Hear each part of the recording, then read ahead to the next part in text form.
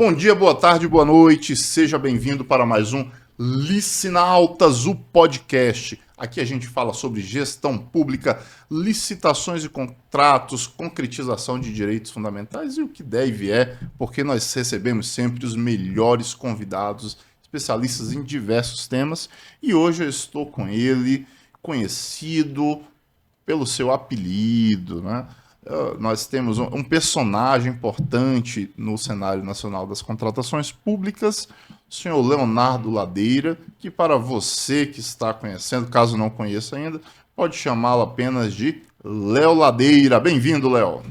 Hoje, Anderson, obrigado pelo convite, é um prazer enorme estar aqui, de fato, né? O meu nome de guerra sempre foi Léo Ladeira, né? Então é assim que as pessoas costumam me chamar, e é assim que eu respondo, e é assim que eu gosto de ser chamado. Então, obrigado pela introdução, pela chamada, né? E por já quebrar esse gelo com o meu apelido. Pessoal, Leonardo tá no documento, tá? Se alguém precisar falar comigo, Léo Ladeira tá de bom tamanho, tá? Valeu demais. Muito bem. Gente, para quem não conhece o Léo, eu vou ler aqui rapidamente a mini bio dele. Analista de sistemas especializado em gestão pública digital. Desde 2006 atua como CEO do portal de compras públicas, onde lidera iniciativas para incorporar as melhores tecnologias visando a eficiência das compras públicas estaduais e municipais. Além disso, é mentor de negócios do BNDES Garagem e, em 2023, foi eleito presidente da ATCG, Associação das Empresas de Tecnologia para Contratações Governamentais. Inspirado no meu amigo Rony Charles, eu sempre faço uma pergunta meio filosófica depois de ler o currículo, e aí eu conheço um pouco da sua história, sei que você tem muito mais a contar, né, a respeito da sua atuação. Então, dentro da nossa temática hoje, que são as contratações públicas municipais, mas também dentro dessa pessoa, né, que eu já ouvi você falando com bastante alegria sobre a sua trajetória na administração pública, apesar de nunca ter sido servidor público, Nunca.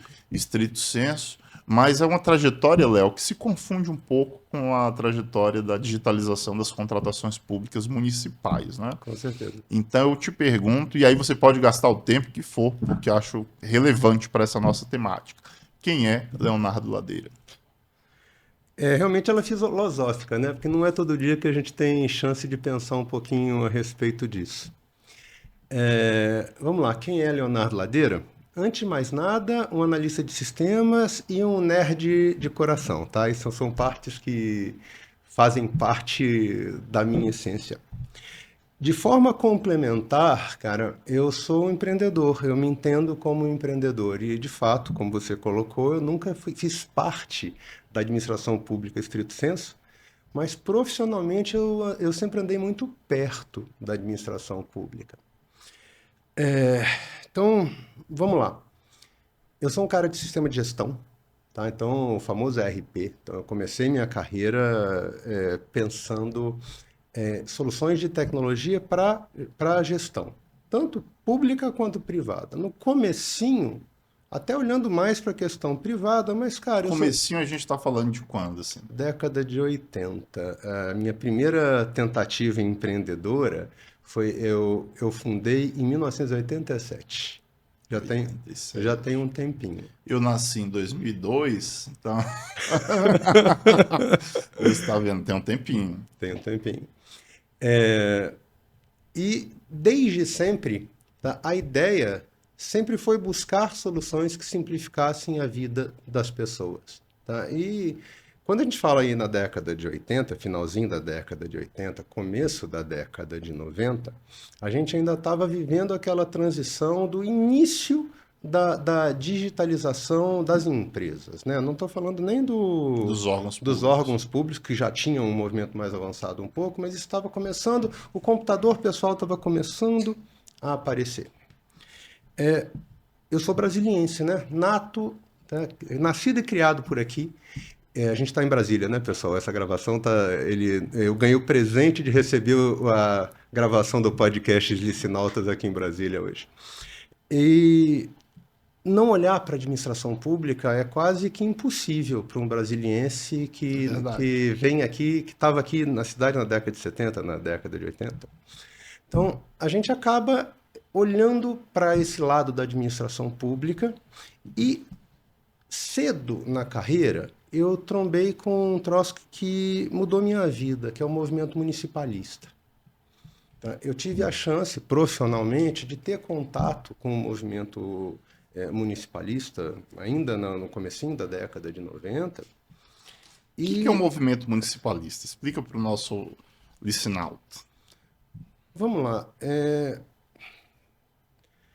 literalmente como que as estruturas municipais buscam se organizar para fazer valer os direitos que estão previstos, entre outros lugares, né, dentro da própria Constituição, Janderson.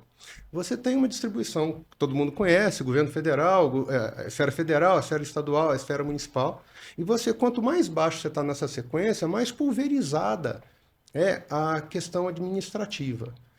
E isso fica muito claro dentro da estrutura municipal, que uma andorinha só não faz verão.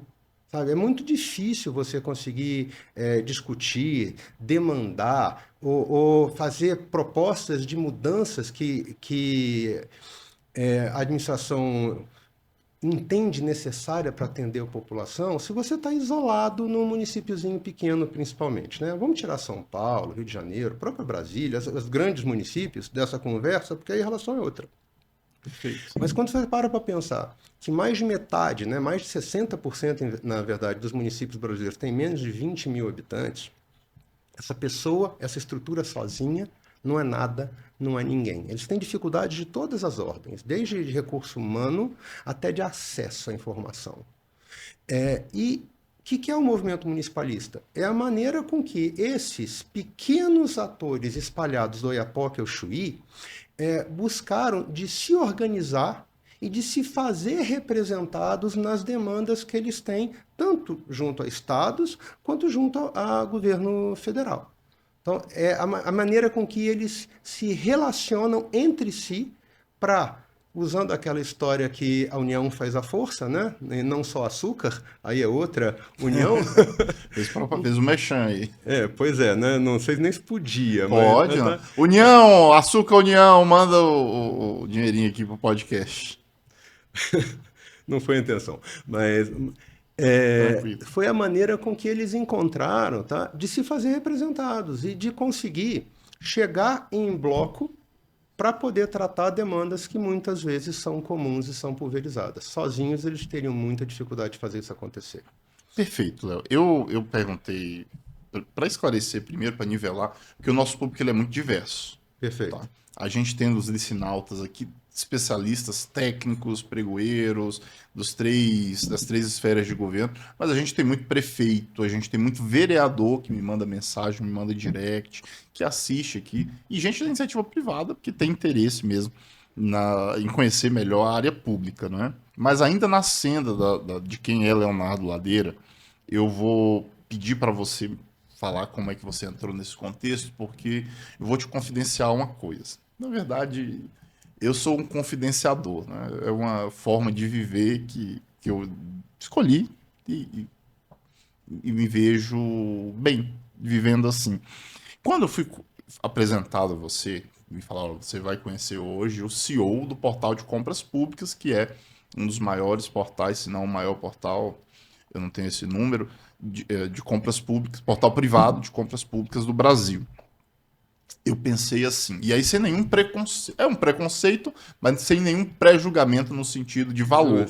Né? Eu imaginei, deve ser um grande empresário, e é um grande empresário, mas aquele empresário lá da Paulista ou do Itaibibi, lá em São Paulo, que vamos investir em quê aqui?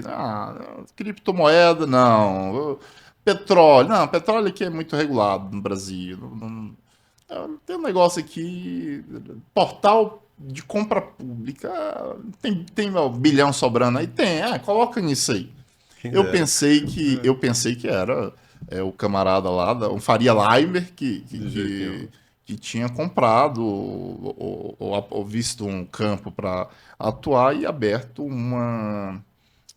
ali a sua empresa, né? E eu tive uma surpresa, uma grata surpresa de saber que você tem uma relação umbilical com a digitalização dos municípios. Eu queria que você contasse um pouco dessa sua experiência, dessa sua trajetória com esse movimento municipalista. Vamos lá, cara. Entendendo exatamente essa pulverização que eu estava falando, sempre foi uma coisa muito clara para mim, é que existiam dificuldades crescentes também na área digital, que é a área que eu podia ajudar, principalmente para o pequeno município. Não que elas estivessem ausentes nos municípios grandes, tá? Mas no pequeno ela é mais aflorada, ela é mais clara.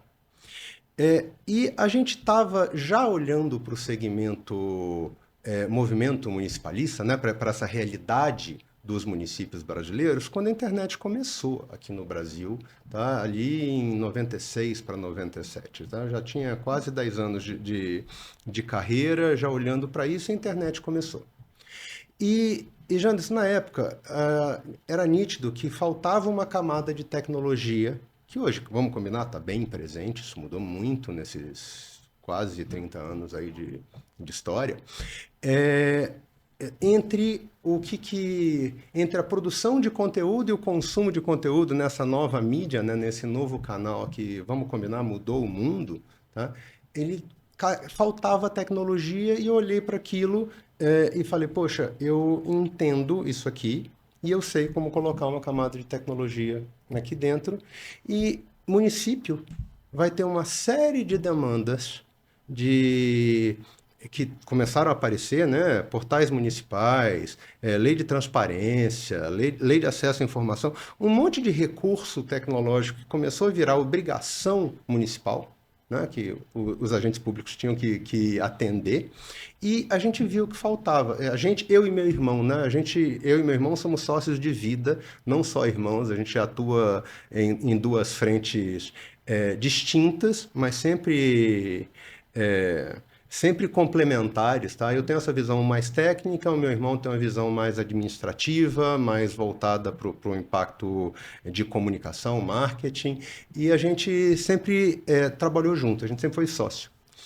E eu e ele, a gente direcionou o nosso negócio para a produção de ferramentas de tecnologia que pudessem ajudar a vida do gestor municipal nesse começo da internet no Brasil, aí, pegando literalmente essa visão de sistema com a visão do que é a camada de comunicação que a internet, vamos combinar, revolucionou. Joia. Em 2002, né, setembro de 2002, se não me falha a memória, teve mais uma coisa, e a gente acompanhava a movimentação, que mudou esse conjunto de obrigações, que foi a Lei do Pregão Eletrônico, a 10.520. Eu não estou com certeza do mês. 10.520. Eu não tenho certeza do mês, mas foi no segundo semestre de 2002, com certeza. E como a gente olhava para o segmento, a gente falou, opa, tem uma necessidade clara aqui, tem uma oportunidade aqui. Por quê? Se o município já tinha dificuldade de cumprir com o básico, de ter um site minimamente apresentado na internet, fazer compra num formato eletrônico sozinho, a gente viu que não ia rolar. Aí a gente pensou, poxa, tem uma oportunidade de negócio aqui, né? É uma empresa, não é uma ONG. E a gente, ainda em 2002, começou a trabalhar numa solução, né? Numa licença de software, lembra? Na lista de sistemas, tá? Então, o conceito à época era tentar vender licença de software para os outros, nesse caso para o município, né? E a gente criou, ainda em 2003, lançamos em abril de 2003, a primeira versão daquilo que ia ser lá na frente o portal de compras públicas, que era um software para ambiente web, para que municípios tivessem os seus próprios portais de compras eletrônicas. Cada município teria o seu próprio portal. Isso virou um produto, a gente começou a trabalhar esse produto, eu já conhecia mais ou menos como é que o processo de venda pública acontecia, né? Porque a gente já participava de licitação para essas outras soluções. Foi uma verdadeira aula mergulhar no que era a regulação de compra pública para poder criar uma solução de compra pública à época, tá? E a gente começou nessa jornada a vender licença para isso.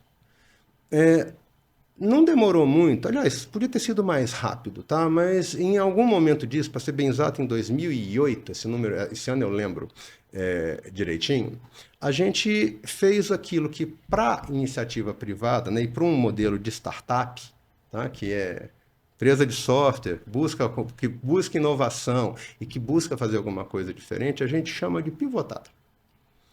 E o que foi isso? A gente entendeu que nossa venda estava faltando um componente importante, porque o agente público na esfera municipal, que era o que a gente mirava na época, ele não precisava só de uma licença de software.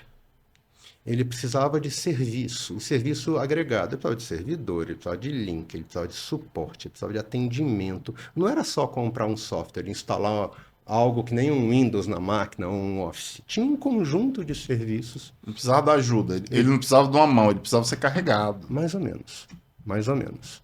E a gente pensou, poxa, vamos fazer isso? Vamos fazer isso. Em última instância, cara, é mais ou menos o conceito de cloud, tá? Numa época que ninguém nem falava em cloud ainda, de prestar esse tipo de serviço de forma centralizada com a carinha do órgão mantida. Então você tinha o órgão A com a carinha do órgão B, o órgão A com a carinha do órgão A, o órgão B com a carinha do órgão B e por aí vai. Cada um com a sua própria carinha numa estrutura administrada de forma centralizada. E isso caminhou e nesse momento isso começou a ganhar tração. Né? Começou a, de fato, interessar o mercado que a gente estava endereçando à época. Só que não demorou para a gente começar a perceber que, mesmo num modelo onde aquilo que a gente estava fazendo desse certo, podia até funcionar para o município, e eu tenho restrições a respeito disso, certamente poderia funcionar para a gente, eu e para o meu irmão, para a empresa, mas não ia funcionar para o Brasil. E isso incomodava. Por quê? No limite, cara, pensa que eu estou vendendo para município. Se eu tivesse vendido uma solução, uma licença, né, um serviço dessa natureza para todos os municípios brasileiros, cada agente público, tá, ia ter uma própria estrutura sua, administrada por si próprio, que ia estar bem resolvida. Então, esse lado ia parecer que estava certo. Para o fornecedor ia ser terrível. Pois é, 5.569 endereços na internet, 5.569 logins, senhas, ambientes. E eu não falo fornecedor, só abrindo esse parêntese, Léo. Às vezes, quando a gente fala fornecedor, parece que a gente está olhando apenas o lado privado, porque tem o servidor público ainda tem muito essa bipartição de eu sou público-privado, são antagonistas, etc. Mas essa dificuldade do fornecedor em ter 5.000 e trocentos sites, ela é precificada e jogada como custo administrativo ou custo transacional no negócio, né?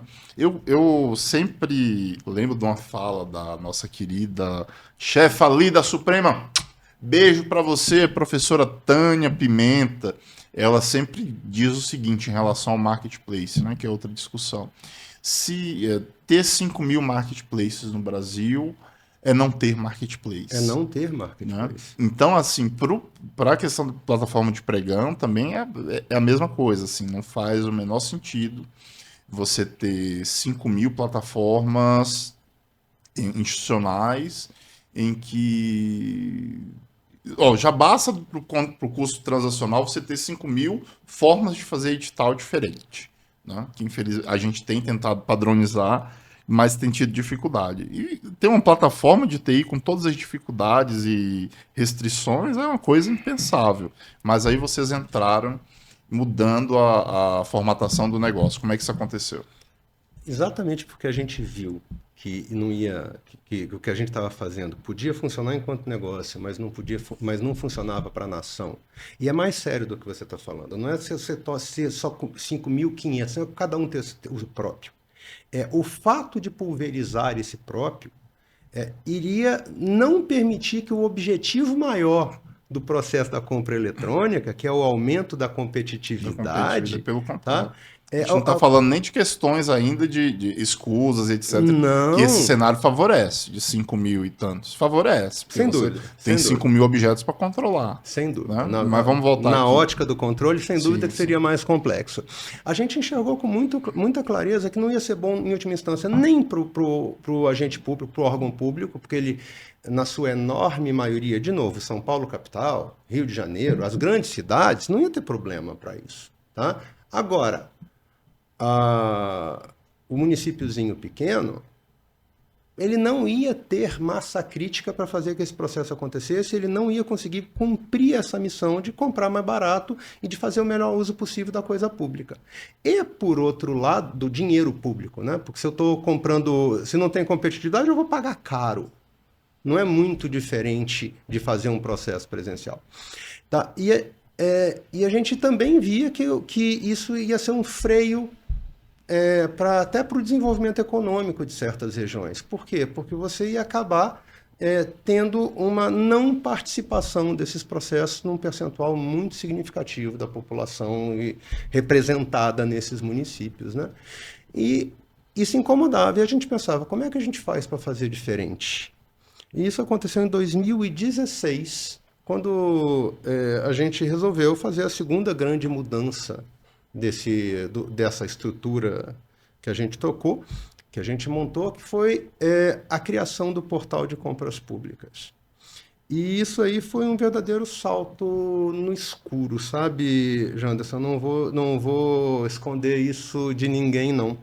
Por quê? Porque a gente tinha um modelo que comercialmente estava validadinho, né? A gente participava de licitação, tinha contratos assinados que estavam válidos, que eram pagos, e a gente entendia que para fazer o que a gente queria e que a gente acreditava que precisava fazer, a gente tinha que abrir mão de tudo isso que estava já devidamente resolvido. Vocês eram tipo a Kodak. Só que a Kodak não teve essa visão, né? A Kodak... Você que está nos assistindo, Titio explica. Kodak era uma marca, que eu não sei se existe ainda, de máquinas de fotografia. Titio explica o que é uma máquina de fotografia. É um negócio que você utilizava para tirar fotos. Sim, não, as pessoas não tiravam fotos com celular. Aliás, tinha celular, né?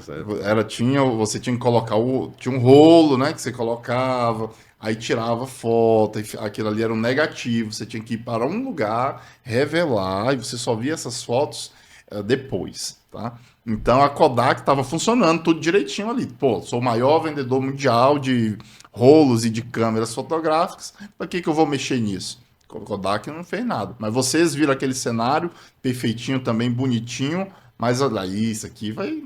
Isso aqui não vai funcionar. E não vai funcionar para o país, cara. E a gente está inserido no país, sabe? Então, a preocupação de fazer alguma coisa que faça sentido para todo mundo sempre teve presente. É o que a gente fala. Não é só negócio. Tem N maneiras de fazer negócio. É propósito. Como é que eu consigo juntar aquilo que eu sei fazer, e modéstia à parte faço direitinho, tá? Com aquilo que o país precisa que seja feito, que as pessoas, que a população precise. Então, e isso sempre fez parte do nosso desafio enquanto empresa, e eu não arrependo um minuto do tamanho do salto no escuro que eu dei, tá? Você falou em propósito. Esse podcast aqui é complicado, porque a gente sai fazendo as perguntas assim, e o convidado ele tem que responder de supetão. Mas venha, tá, o convidado. Qual que é seu propósito? Vamos lá, de forma bem simples, tá, cara? Eu quero deixar um país melhor para os meus filhos e netos quando vierem do que aqueles que eu recebi dos meus pais. Sabe? A gente sabe que tem condição de ajudar nesse processo. Nesse processo, a gente está falando aí em crescimento, a gente está falando aí em distribuição de renda. Por quê? Quando você tem a compra municipal, e se você consegue ajudar dentro dessa camada que eu estou citando, do município e do pequeno município, que o processo aconteça com eficiência financeira para o órgão. Que a gente consiga fazer que aquele processo aconteça com facilidade suficiente para que um pequeno fornecedor municipal, tá, que muitas vezes tem um grau de escolaridade pequeno, ainda é uma realidade no Brasil hoje. Tá? Se a gente consegue diminuir, de preferência quebrar as barreiras de acesso a essas oportunidades para o pequeno empresário que está nos rincões desse país, se a gente consegue dar tecnologia e ferramenta para permitir que o comprador desse pequeno município não precise depender do fornecedor da capital, a gente melhora o uso do dinheiro dos impostos, que é o dinheiro de todos nós. A gente deixa que aquele dinheiro que foi lá para o municípiozinho pequenininho, como eu falava no começo da minha fala, tem dificuldades, não consegue fazer sozinho, ele precisa de um conjunto para conseguir, até que as necessidades dele sejam percebidas pelas esferas superiores, talvez não seja adequado, né? Do país, a gente está, sim, fomentando uma melhora do país, cara. Por quê? Porque isso impacta naquilo que a administração pública consegue entregar para a população que ela representa. Isso tem uma dinâmica que eu entendo que é muito bacana. E se a gente permite que isso aconteça cada vez de forma mais intensa, adequada para a realidade de cada um desses municípios, não que a gente não tenha dentro do portal de compras públicas municípios grandes, tá, Janderson? Tem. Tá? Eles, inclusive, são super importantes porque eles são demandantes de solução tecnológica. Mas no modelo que a gente criou, que é o portal de compras públicas, que nasceu lá em 2016, tá? E foi a solução que a gente enxergou para esse problema, concentrar os compradores, tirar o dinheiro público da equação de forma direta, porque a gente tinha contratos que quem pagava era a administração. Tá? A gente abriu mão desses contratos e começou a prestar um serviço a custo zero. Perfeito. Mas, Léo, voltando um pouquinho assim, para esse aspecto do risco da digitalização, e aí, desculpe lhe interromper, eu vou contar um bastidor aqui e vou fazer o paralelo. Esses dias eu tive a oportunidade de presentear o ministro Antônio Anastasia. Gênio, todo mundo sabe que eu sou. E quem que não é fã do ministro Anastasia, né? Basta conhecer a sua biografia. E eu fui até no evento que você participou também lá no Mato Grosso do Sul, e eu deixei uma dedicatória no meu último livro para o ministro Anastasia. E aí, perdão, ministro, se eu não podia revelar, mas na dedicatória, sem nenhum exagero, eu coloquei lá que aquele livro era, em parte, uma espécie de biografia não autorizada do ministro Anastasia. Por quê? Porque, gente, qual livro eu tô falando? Desse aqui, ó. Desse aqui. Nova Lei de Licitações Referenciada. Que isso aqui nada mais é. Não tô fazendo propaganda, não. Mas se quiser comprar, compre lá, que você é mão de vaca e compra o livro. Esse livro aqui, Léo, você foi presenteado também. Sim. Ele é o texto da lei com acórdãos do TCU, Tribunais de Contas Estaduais e Municipais, e orientações normativas, e orientações da praxe do dia a dia. Por que eu chamei de, em parte, uma biografia não autorizada do ministro Anastasia? Porque ele teve a oportunidade de ser secretário de Estado e influenciar na praxe, né? E com as suas ações, inclusive, ter precedentes dos Tribunais de Contas, foi governador, depois foi senador, foi o relator do texto final da nova lei de licitações, então texto legal aqui. Muitos artigos, eu acompanhei o bastidor, só existem graças ao ministro Anastasia, que peitou politicamente para evoluir, como o artigo 147, por exemplo, que é um baita artigo da lei, e agora como ministro do TCU, né, diante de todos os ministros do TCU que dão a sua contribuição, mas na área de licitações e contratos, notoriamente tem uma atuação destacada, né? O ministro Anastasia. Então eu falei que, em parte, o livro isso aqui é uma espécie de biografia não autorizada do ministro. E eu percebo da sua história, sem nenhum exagero também, que a história da digitalização das contratações públicas é, em parte, dos municípios, sobretudo, é, em parte, uma história, uma biografia não autorizada, sua e do Bruno Ladeira, teu irmão. né?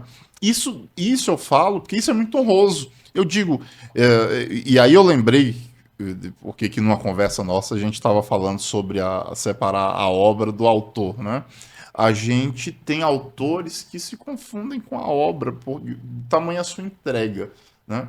Porque você tem a pessoa, e aqui eu não estou trazendo, lógico, você tem os méritos, mas a gente está falando do serviço, né? Da sua obra. Então, você não precisa ficar constrangido com o elogio, não apenas a sua pessoa, mas a obra. É uma obra bonita, é uma obra de serviço. E eu estou falando isso porque eu imagino que você deve ter percebido naquele momento que a digitalização das compras públicas municipais trazia um risco. Você já falou um deles, né? Que é o comprador local não ter acesso às compras, porque você imagina, você tinha e você tem hoje o cenário de cidades pequenas, realmente quem mora em capital, gente, você não tem um parente para visitar, você não tem noção do que é uma cidade interior. Eu nasci na cidade do interior da Bahia, vim para Brasília com 9 anos de idade, com 15 retornei para a cidade do interior. É uma coisa absolutamente diferente, totalmente diferente. Só quem é de cidade interior que sabe, né? E aí, de repente, você chegar naqueles comerciantes ali e dizer para eles que agora o negócio é eletrônico, é num site. Naquela época, ninguém tinha acesso. Muita gente não tinha acesso a computador. Tava começando as lan houses, né? Fato. Orkut, etc. Ali já deu uma democratizada, mas a digitalização das compras públicas, necessária por diversos motivos, ela tinha um risco agregado de empobrecimento e de exclusão da participação dessas empresas. E aí, veja que eu não gosto, Léo, de coisas de senso comum. Sem querer citar o livro lá do Thomas Paine, mas análise de senso comum sem as pessoas perceberem algumas coisas contraintuitivas. Então, e aí eu estou dando a minha opinião pessoal, parece ser contraintuitivo que uma ferramenta de participação de um pregão em que o fornecedor paga, ela, na verdade, é uma ferramenta de democratização de acesso a esse mundo das contratações públicas. Parece contraintuitivo, e é contraintuitivo, mas é a realidade que eu tenho notado. E antes de você contar, eu gostaria de pedir para o pessoal da técnica colocar o nosso primeiro vídeo aqui. Eu estava zapeando no YouTube, né? E encontrei os vídeos do portal de compras públicas com depoimentos de gestores, pregoeiros e fornecedores também. Então, veja, eu falei sobre o fornecedor que não teria acesso, mas também muitos órgãos públicos municipais não teriam acesso a ferramentas, né? E o acesso não é só você ter. E hoje você tem, por exemplo, uma ferramenta federal que qualquer um pode aderir, mas o acesso ele não é só formal, ele tem que ser material, né? E eu gostaria de ouvir, antes do seu à parte, eu gostaria de dar a palavra para o Igor, que é pregoeiro, sabe Deus de onde, mas nós vamos ouvir. Eu achei muito interessante, eu gostaria que você ouvisse aí e comentasse a respeito desse relato do Igor. Eu sinto muito prazer de contar essa história, porque de fato mudou a vida de uma pessoa. Um certo cidadão, ele uma vez me procurou porque a prefeitura tinha uma licitação que deu deserta e ninguém queria pegar o serviço na época da pandemia, que era de pequenos reparos. E ele me procurou porque a prefeitura foi atrás dele e eu o orientei a como ele deveria fazer. A gente acessou o edital, era pelo portal de compras públicas, e fizemos tudo de forma muito tranquila. Inserimos os dados, participamos do certame, até mesmo no dia, a conversa ali com o chat foi muito tranquilo, porque eu senti segurança em usar a plataforma e passei segurança para ele de que aquilo ali era seguro, de que a licitação estava acontecendo de forma tranquila. ele se saiu vencedor e hoje ele presta não só o serviço para essa prefeitura, como de todas as prefeituras da região. Então o portal de compras públicas ele teve um papel fundamental, principalmente na hora de navegar pelo portal, foi muito tranquilo, passou a segurança tanto para mim que estava mexendo na plataforma, quanto para esse prestador de serviço que hoje atende diversos órgãos públicos lá na sua região. Então o portal é sem dúvidas uma grande ferramenta de transformação e de desenvolvimento econômico também para os pequenos fornecedores. Interessante. Ele está falando obviamente do portal, mas poderia ser qualquer outra plataforma, qualquer outra, ou muitas outras plataformas privadas. Mas eu queria que você falasse um pouquinho sobre essa contraintuição, uma ferramenta que eu pago, na verdade, ela está democratizando o acesso. Vocês têm um lema que eu gosto bastante que diz o seguinte: fazer simples transforma. Por que essas plataformas ou o portal democratizam o acesso para para os órgãos públicos? Vamos lá. A gente começa tirando uma barreira de contratação, né? Quando a gente fala de um serviço que é gratuito para a administração pública, tá? A gente está transformando uma discussão que pode ser uma discussão de orçamento, né? Se existe ou não existe previsão orçamentária para aquele tipo de contratação, para uma discussão de serviço. Esse é um primeiro ponto que a gente leva em consideração e que a gente entende um entrave, né? Exatamente, que é importante. Eu tiro um entrave de natureza orçamentária dessa estrutura. Tá? Primeiro ponto. Segundo ponto é que, apesar de pago, o modelo que a gente usa é um modelo que a gente chama de freemium, Janderson. Não sei se você conhece o conceito. Não. Freemium é um conceito que startups usam, né? Em última instância. Como que é o nome? Freemium. Freemium. Ele soma Notou aí? Free de gratuito e premium, né? Tá. E premium. Free, premium. É Isso. tudo free. Nem tudo, de fato. Mas como é que funciona? Dá só para citar meu conterrâneo Raul Seixas. Perdão. Justo. Pode continuar. E como é que isso funciona dentro do modelo que a gente desenhou? Para a compra pública funcionar, o primeiro passo que você precisa é que o fornecedor saiba que ela vai acontecer.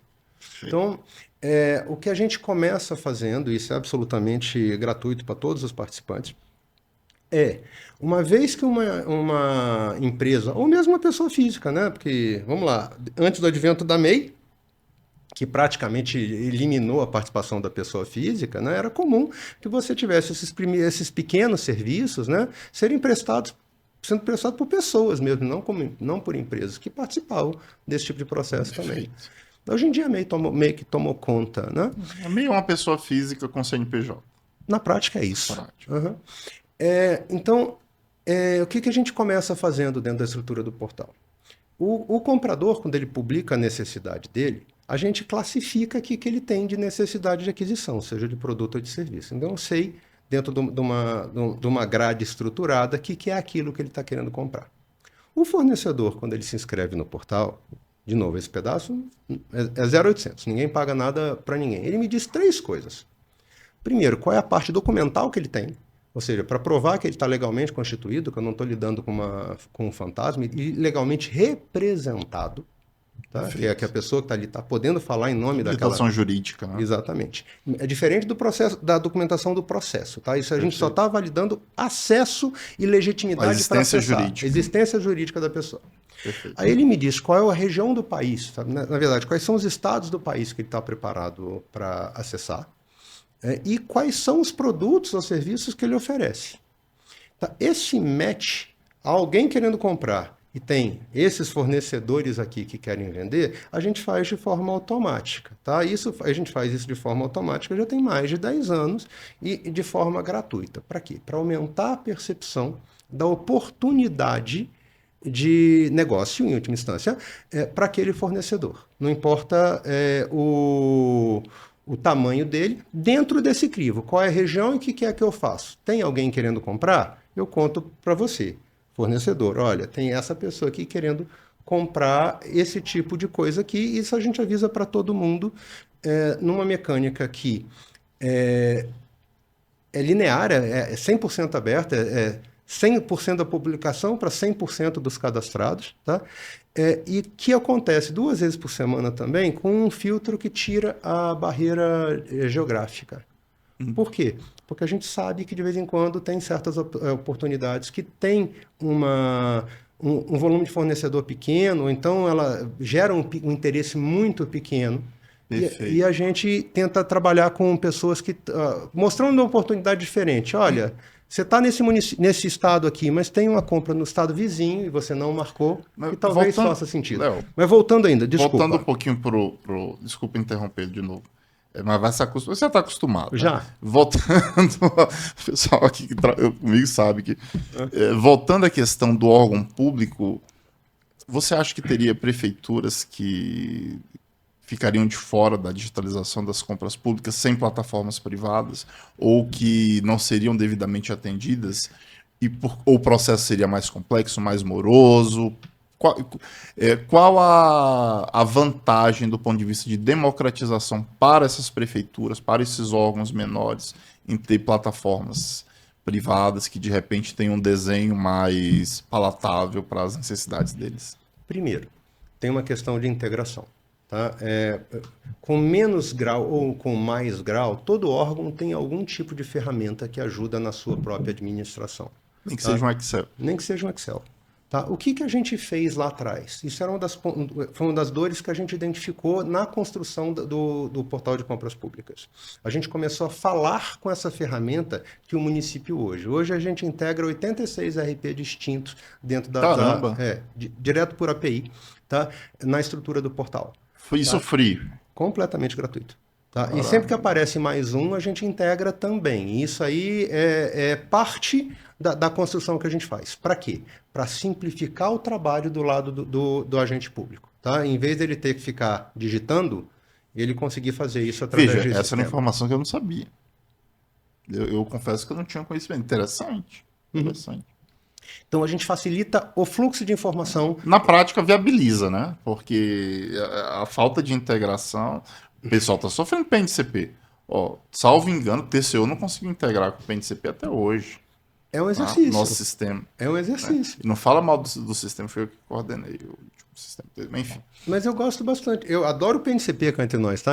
Conceitualmente ele é uma ferramenta Eu digo que assim, as prefeituras, se elas tivessem teriam uma dificuldade gigante. Que integrar, porque a ferramenta do governo federal, ela não traz essa integração. E cá para nós, não tem essa preocupação, porque não é a vocação dela. A vocação dela é atender órgão CISG, né? Então, continue aí. Então, tem esse primeiro ponto da integração. O segundo ponto é o da personalização. Por quê? Porque, Janderson, a gente recebe, não só agora com a 14133, né, os pontos de regulamentação específica que a lei demanda, tá? Mas também outros pontos que estão previstos na lei, como, por exemplo, compra local e regional, de forma nativa na ferramenta. Então, eu consigo fazer de forma automatizada com que essas diferenças, esses direitos do pequeno e esses direitos do fornecedor local sejam melhor preservados. De que formato? No formato que foi regulamentado pelo órgão. O portal de compras públicas é só a plataforma. Ele não é a doutrina. A gente não tem essa preocupação de se confundir com a doutrina. A gente tem a preocupação de tomar meu emprego, né? Pois é, não é a nossa função. Não que eu seja doutrinador, mas aspirante. Mas não é não é a vocação. A vocação é, você tem um conjunto de regras que você entende, senhor órgão público, né, senhor comprador. Me conta qual é, a gente adequa isso com a sua regra e você consegue, independente de qual seja essa regra, aplicar o processo de compra pública no conjunto regulatório que você entendeu que é válido. Desculpe interrompê-lo de novo, e você tem algumas regras dessas que não são colocadas pelo comprador, mas por players de controle estaduais, por exemplo, o que tem de TCE que exige que você integre de alguma forma o município, né, para mandar as informações já tem no PNCP, mas o TCE está lá. Licitacom no Rio Grande do Sul, né, que tem que integrar no deles, etc. Ou seja, vamos lá, democratizou o acesso dos municípios às compras digitais e democratizou o acesso do controle também, né? Fundamental. A gente tem não só regras com os tribunais de contas. Eu pedi um café. Ah, tá joia. Você quer café? Eu tomo. Então, arruma um café pra gente. Vamos aproveitar aqui que a gente tá locando um estúdio aqui, tá, gente? Então tem que gastar a locação do... Pode Então, continuar. A gente recebe não só... Desculpa, eu me perdi. A gente estava falando dos TCEs. Ah, sim. Exigência de integração, personalização. A gente não fala só com o PNCP, que aí eu entendo que isso é a característica fundamental de qualquer plataforma eletrônica de compra pública hoje, é fazer essa conexão entre órgão comprador e PNCP. Isso é básico. Isso é básico, tá? A gente funciona enquanto elo. É básico que para a prefeitura sozinha não seria tão fácil. Não seria alcançável. Eu repito, salvo engano, o TCU até hoje não conseguiu fazer essa integração, tá? Eu falo salvo engano porque eu era da área administrativa e agora estou dando parecer. Mas prossiga. Nesse ponto eu não sei te dizer, mas eu te digo com muita tranquilidade que esse esforço de integração e de manutenção das regras de integração não é pequeno. Imagina. E que a gente consegue, inclusive, porque a gente faz isso para muita gente, né? Por isso que eu estou dizendo, se o TCU não conseguiu em tempo hábil, que tem uma estrutura financeira e técnica formidável, você imagina um pequeno município, né? É isso. Não é à toa que na 14133, um dos pontos que você tem um prazo um pouquinho maior do pequeno município é exatamente a integração com o PNCP. Porque tem sim um desafio tecnológico ali, sabe, Janderson? E a gente ajuda nessa barreira, tá? O município que nos usa, e imagino que isso aconteça em algumas outras plataformas também, isso não é exclusividade nossa, ele tem essa camada simplificada para ele. Por quê? Porque a gente pega na mão dele para fazer essa primeira integração para ele poder conseguir usar o que ele tem dentro de casa com o portal com o nosso portal, né? Com o portal de compras públicas.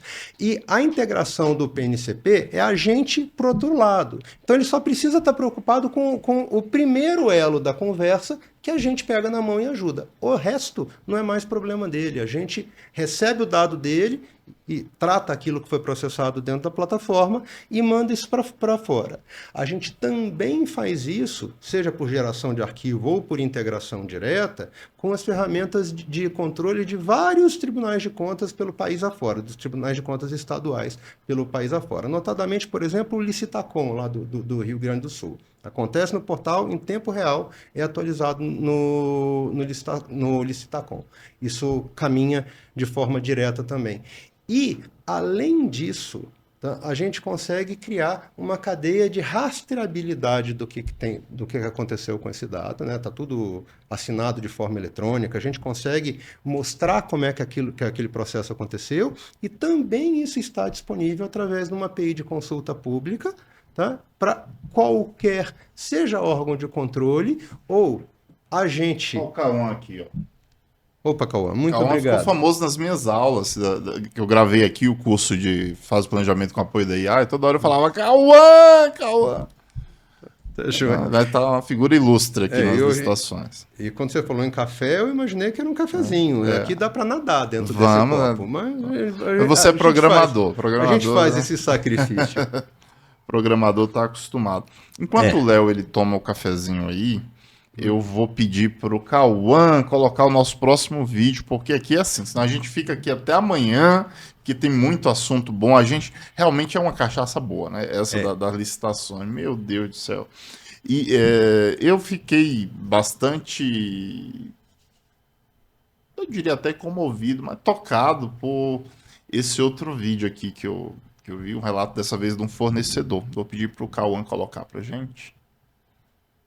Alguns meses, há cerca de 3 meses, me interessei no ramo de licitação. E, com muita alegria, né, utilizando o portal de compras públicas, nós conseguimos ganhar a primeira dispensa eletrônica. E eu aconselho a você que é empreendedor, que está querendo militar nesse ramo das licitações, entrar no portal. Um portal muito simples, muito objetivo. Eu tenho certeza que você vai gostar muito.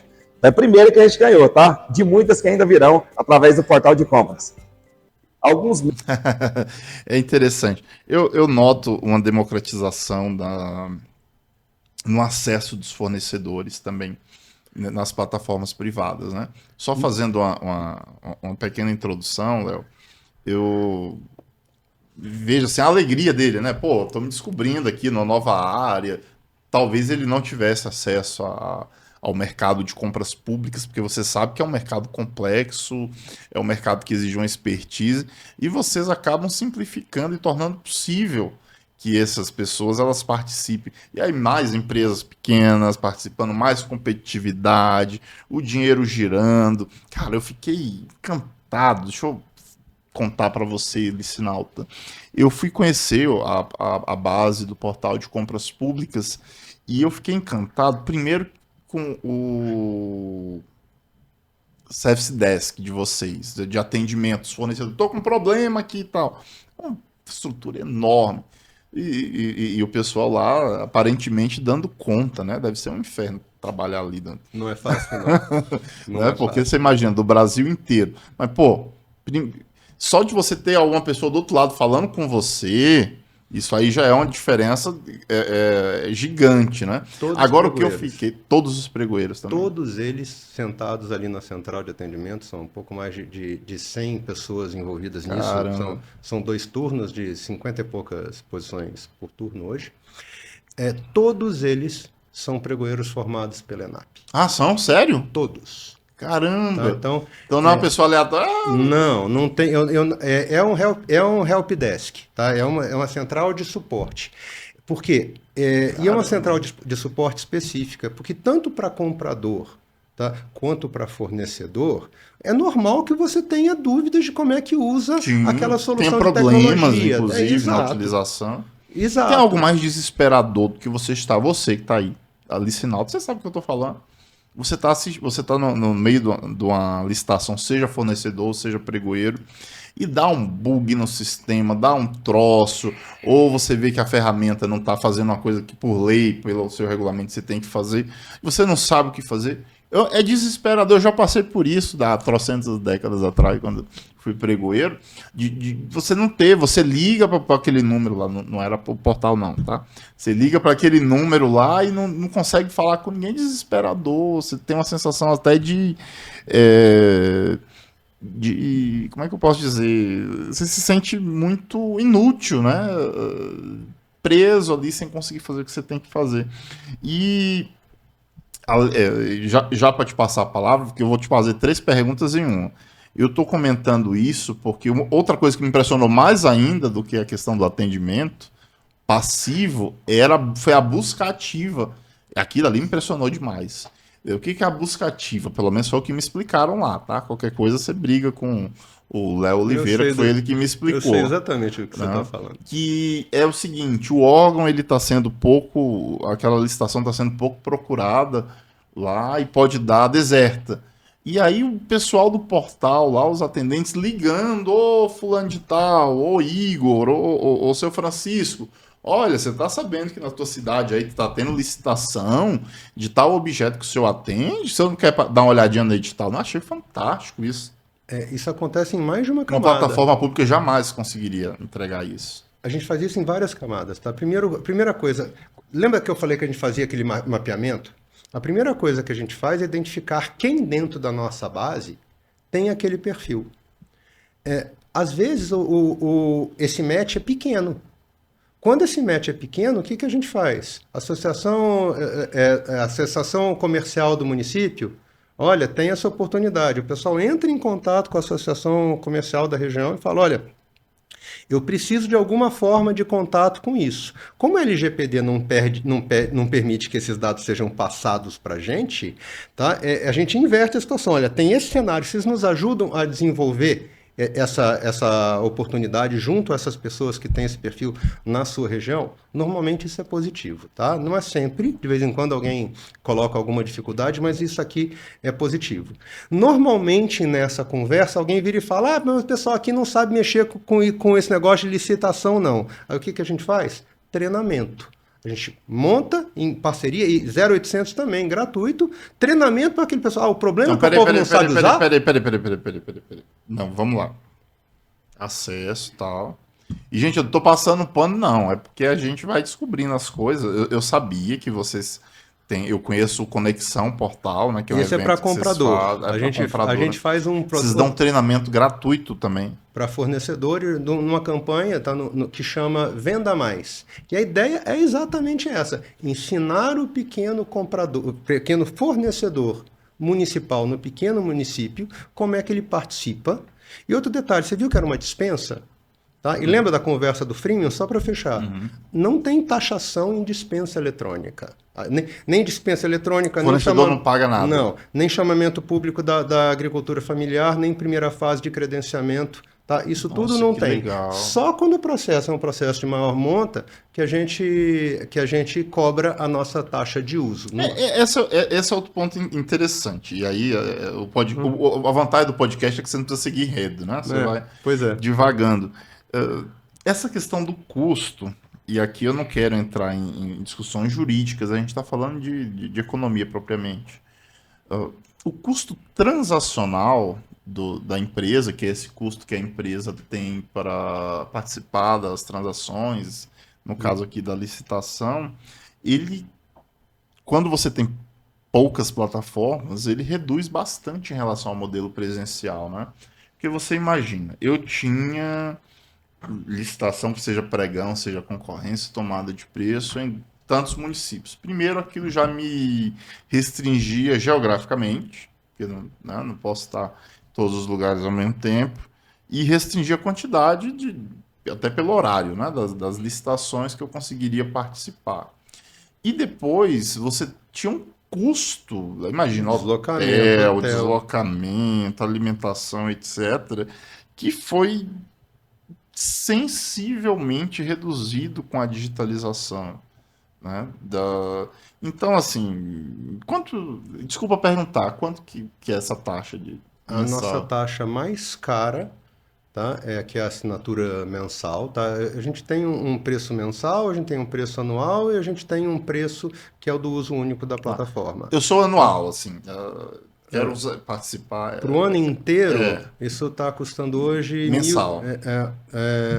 Se eu dividir... Anual por mês, Anual por mês, R$ 123 por mês. R$ 123 não é uma diária de hotel. Não. Há muito tempo. É um bom tempo. Há muito tempo. É um bom tempo. Né? Tá. 123. Você fica, calma, no hotel, R$ 123. Não paga nem aquele outro lugar que rima com hotel, né? Mas R$ 123. Né? Calma. Aí eu já não sei dizer, cara. Eu tô presta casado há 21 anos de idade. Isso aí não é mais assunto há muito tempo. Muito bem, muito bem. Realmente o custo é um custo interessante. Eu estava discutindo com o professor Murilo a respeito e aí já vou devagar mais um pouquinho, a respeito dessa questão do acesso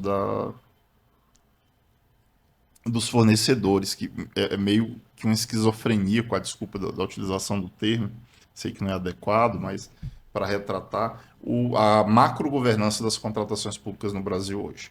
Você tem um modelo, e aí não precisa comentar, não, quem está comentando sou eu. Você tem um modelo hoje de plataforma pública, que é o Comprasgov, que eu não sei quanto custa. Perguntei pro professor Murilo, ele também não sabe. A gente não tem ideia, tá? Realmente. Não, eu não sei quando. Assim, sendo sincero, eu como ator, né, de contratações, eu não sei quanto custa.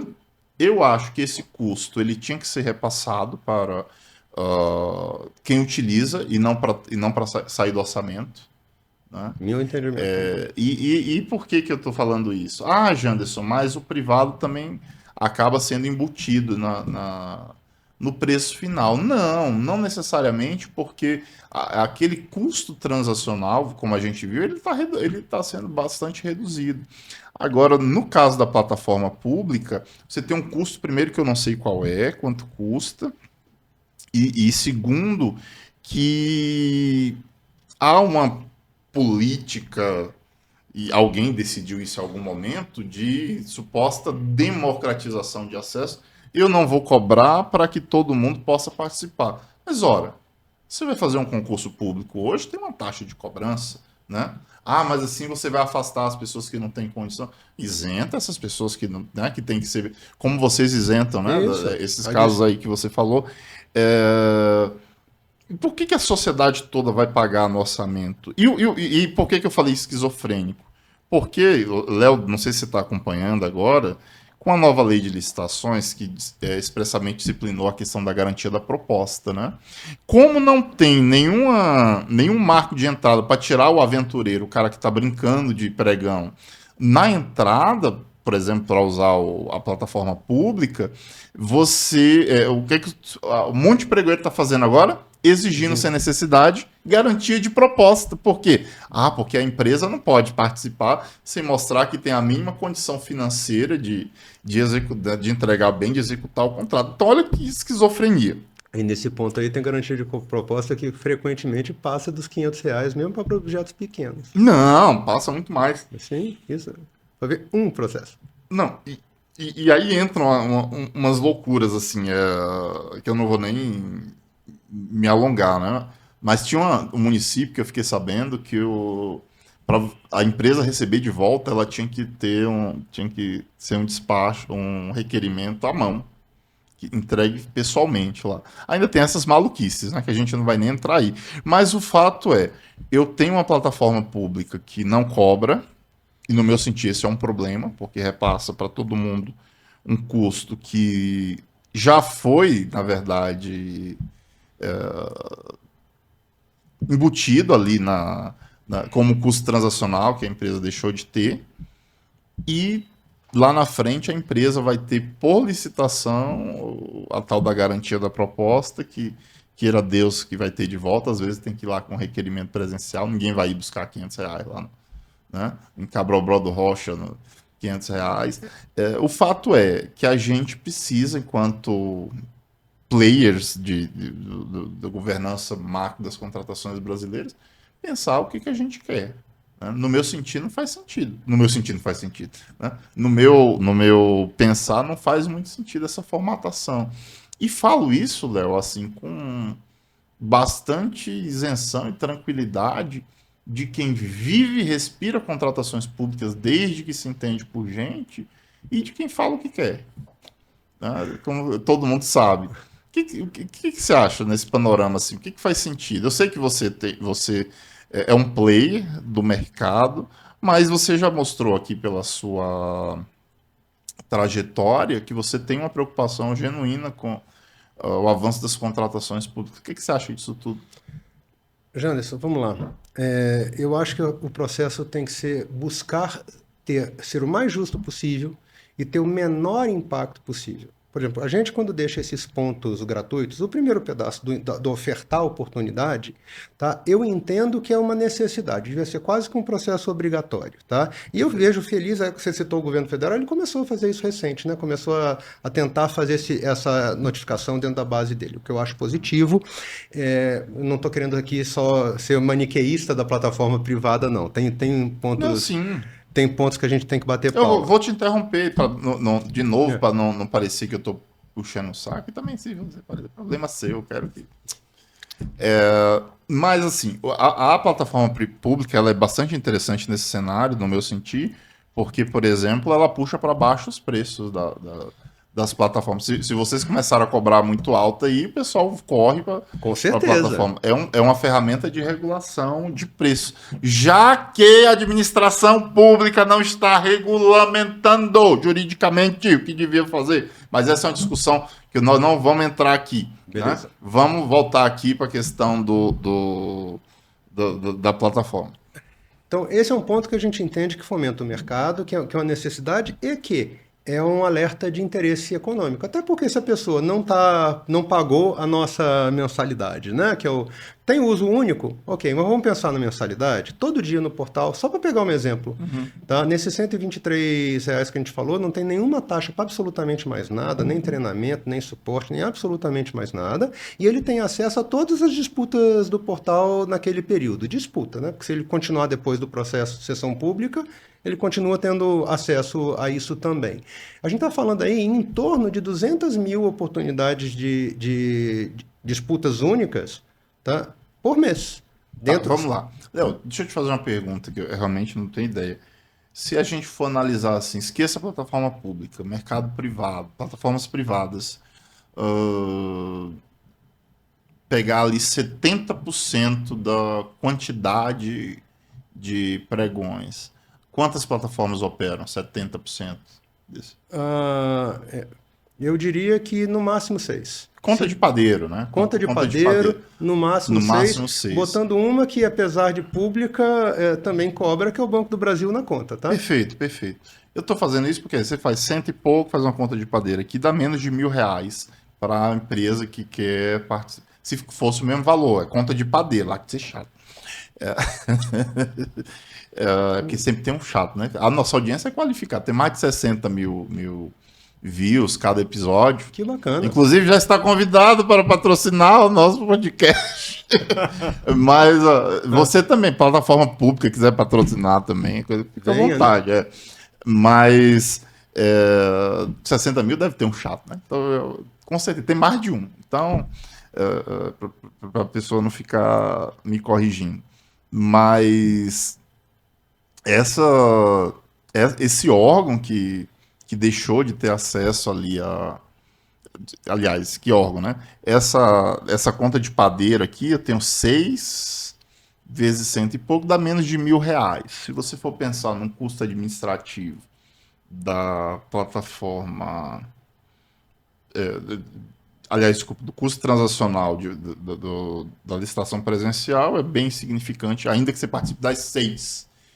E aí você pensa, na pública não tem custo. E na prática não acontece, porque elas têm uma presença... Parte dessas plataformas que eu estou citando tem uma presença que é bem regionalizada. Não, eu estou levando para o extremo, assim, R$1.000 para uma empresa que se quer de custo transacional é um valor baixo, né? Para participar de todas. Que tem presença nacional, com amplitude nacional que nem a gente, eu diria 3 ou 4 só.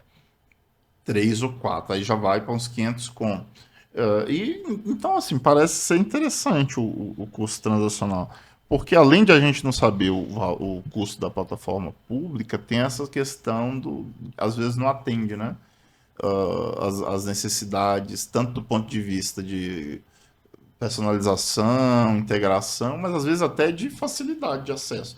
Então veja, o rapaz estava feliz, satisfeito de utilizar o portal ali, podia ser outra plataforma, de ter ganhado a dispensa eletrônica lá, entregou. Né? Não é só a parte de plataforma tecnológica é a camada mais óbvia. Tem uma camada de suporte e serviço que precisa ser observada, que nem eu estava falando, que a pessoa... Vamos lá, compra pública é um processo burocrático. Todo mundo aqui sabe, e eu tenho certeza que seus 60 mil licinautas aqui... especialistas do futuro. Sabem exatamente disso. Agora, o pequeno fornecedor, ele tem muita dificuldade de entender esse processo. Então, colocar isso no contexto dele e mostrar para essa pessoa como é que isso acontece na prática, desmistificar o processo da compra pública, que muita gente ainda associa como um processo complexo. Você chama de desmistificar, é democratizar. Exato. Mostrar que é acessível, que você tem sim pequena compra. Tá?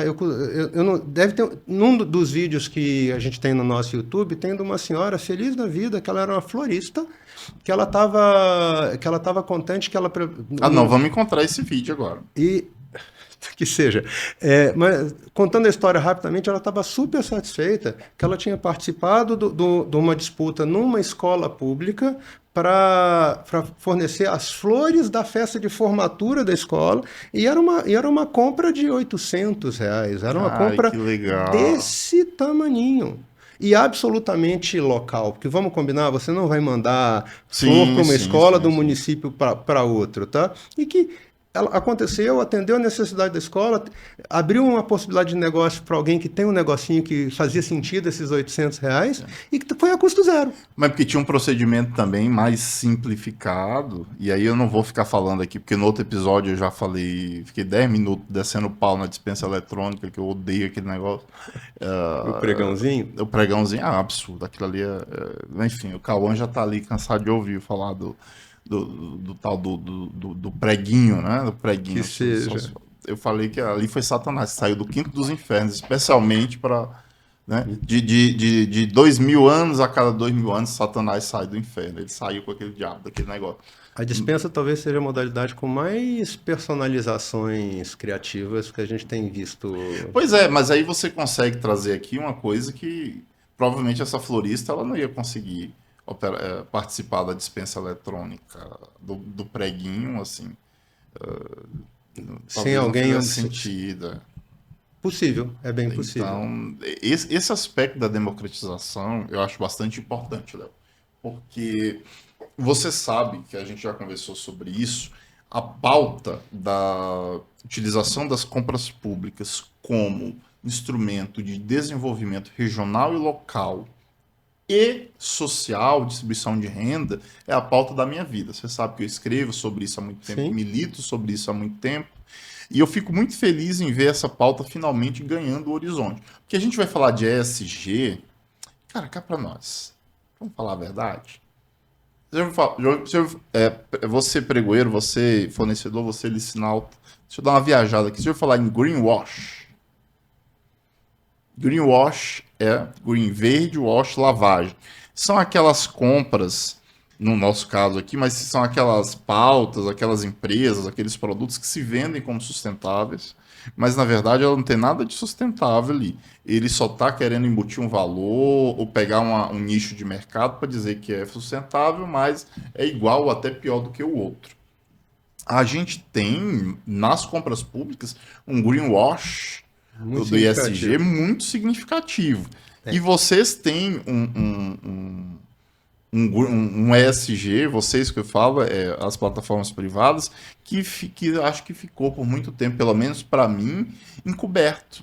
Que é essa participação social, essa participação das pessoas, essa dupla finalidade do ESG, né? Na verdade, tríplice, né? Você tem a questão da democratização para os órgãos, você tem a questão da democratização para os fornecedores, você falou da florista, etc. Isso é ESG, aquele S ela não está no ESG, no ESG, no ISG à toa, né? Mas você tem a pegada ambiental também. Você imagina a pegada de carbono do troço que vai deixar de sair de São Paulo para ir para, sei lá, Itapuã do Oeste, lá em Rondônia, né? E vai ser, e como vocês conseguem dar essa capilaridade, de repente o camarada que vende do lado da prefeitura lá vai fornecer. Então tem aspectos da ESG reais, concretos, que não são floreados, não aparece naquele videozinho, né? Que aparece a modelo. Hoje nós vamos falar sobre ESG. Você não sei o que, não sei o que, não sei o que, mas que tem aspectos muito concretos na vida das pessoas. Esse é o meu sacerdócio de vida dentro da minha humilde e pequena contribuição a dar para a sociedade, que é mostrar que tudo é para as pessoas. E essa é uma pauta, gente, que independe do seu fla-flu partidário aí. Os Estados Unidos, eles utilizam as compras públicas como instrumento de desenvolvimento local e regional e de distribuição de renda há muitas décadas. A União Europeia, os países da União Europeia, há muitas décadas.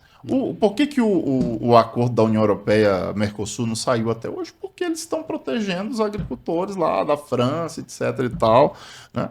Então, a gente estava discutindo, Léo... A compra regional lá é uma realidade. Sim, vocês estão entrando lá em Portugal, né? A gente estava discutindo cada idiotice aqui no Brasil... quando a gente fala, não, as compras públicas têm que ser utilizadas para distribuição de renda, para fortalecimento da economia local. Não, a compra pública não é para isso, é para economizar. Eu fico pensando o seguinte, chega um ET hoje, aqui, vou conhecer, tá, leve-me ao seu líder, né? Aí chega lá, tá o líder, que é a administração pública, discutindo se a ata de registro de preço renova ou não a quantidade. Gente, pelo amor de Deus. E isso, assim, eu também sou sartriano. A existência precede a essência. Vocês demonstram, para mim, pelo menos concretamente, que ESG é isso. ESG não é fazer dancinha no TikTok, que é sustentável, e nem colocar um selinho bonitinho. De repente até contribui, acho que não. Não muito, mas honestamente, Léo, esses vídeos e outros que eu vi foram a maior demonstração de ESG nas compras públicas que eu já vi. E olha que eu sou do tempo que a gente imprimia naquele maldito papel reciclado que quando tirava xerox não dava para ler nada. Nossa senhora, sei bem do que você está falando. É um orgulho, porque eu realmente acredito que a gente a gente tem um papel importante nesse momento. Eu não vou negar isso para ninguém. É uma satisfação enorme ver que a gente está atuando de uma forma que lá na ponta funciona, cara. É a Gera obra. impacto. Exatamente. É o que eu falei no começo, não é sobre as pessoas, é sobre a obra. Não, sabe? Foi a ferramenta construída para isso, sabe? A gente literalmente, desde que a gente tem um processo entre agir, sabe, e conseguir fazer alguma coisa, que antecede agir, fazer alguma coisa, que é entender que algo precisa ser feito. Eu admito que foi um aprendizado, tá? Essa jornada, essa história no começo que eu estava contando, que fui mudando o modelo, foi à medida que a gente foi passeando e conhecendo esse país todo, né? Eu já pernoitei em mais de 1.000 municípios brasileiros, tá? Eu faço isso há 20 anos. Como é que é? Eu já pernoitei em mais de 1.000 municípios brasileiros nessa Não, jornada. mas você não tinha contado que você tinha sido caminhoneiro, não? Não, não é isso. Essa parte da biografia eu não... Não é caminhoneiro. Como assim, Léo? Conta essa história. Porque para fazer o que a gente faz, cara, não tinha como fazer isso daqui, de Brasília. Tinha que literalmente botar o pé na estrada. E são mais de 20 anos fazendo isso. E dentro desse caminho, tá, não tem como não ir na ponta e entender. O Brasil é muito maior que a Esplanada, cara. As realidades são muito diversas. A gente não tem como falar em estruturas que são pensadas... Fala 2 cidades absolutamente diferentes que você já... E que não tem nada a ver com Brasília, nenhuma das duas. Que você já foi. Vamos lá, Alter do Chão, tá? Que todo mundo conhece, né? Então é fácil pensar no lugar... Eu nunca fui, quero ir. O lugar é lindo. Mas para pensar como é que é a logística para fazer algo acontecer. Explica para o pessoal, Alter do Chão fica no Pará, né? É no Pará, é uma praia maravilhosa, é um lugar que você chega basicamente de barco somente, sabe? Que tem uma característica de exploração que é basicamente agrária, né? Você tem aí extrativismo e você tem agricultura basicamente como as atividades principais e uma dificuldade de acesso gigante, que é ou aviãozinho pequeno ou estrutura de barco. Como é que você faz compra pública acontecer num lugar desse sem levar em consideração o que tem no local, o que tem nas redondezas? Você precisa entender aquilo dali para poder entender como é que aquilo vai funcionar. Porque não é só mandar de São Paulo para lá. A pergunta é, chega? Como é que faz para chegar? Isso é um desafio. Para toda a calha norte, tudo que está acima do Amazonas é um desafio enorme de logística. A gente visitou já vários lugares desses para entender como é que isso acontece. Realmente é um pensamento que você tem que conhecer mesmo. Porque, eu repito, tem coisa que é contraintuitiva. Só experimentando, né, para saber. E aí vamos pegar uma outra ponta no sul.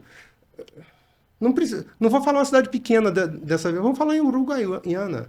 Tá? Lá na fronteira. Na fronteira, literalmente no sul, mas já bem a oeste do país, numa posição que é uma cidade gigante, que tem um monte de demanda. Tá? Mas que você também tem que levar em consideração como é que a cadeia de fornecimento daquele lugar... Uruguai, Argentina... Ali. Não é só nacional. Tem gente que atua nesse ponto aí e como é que isso acontece? Tá? São realidades completamente distintas, cara. O pessoal fala muito que o município é diferente do estado. Aí vem a pergunta, qual município, cara pálida? Sabe? Porque qual dos 5.000?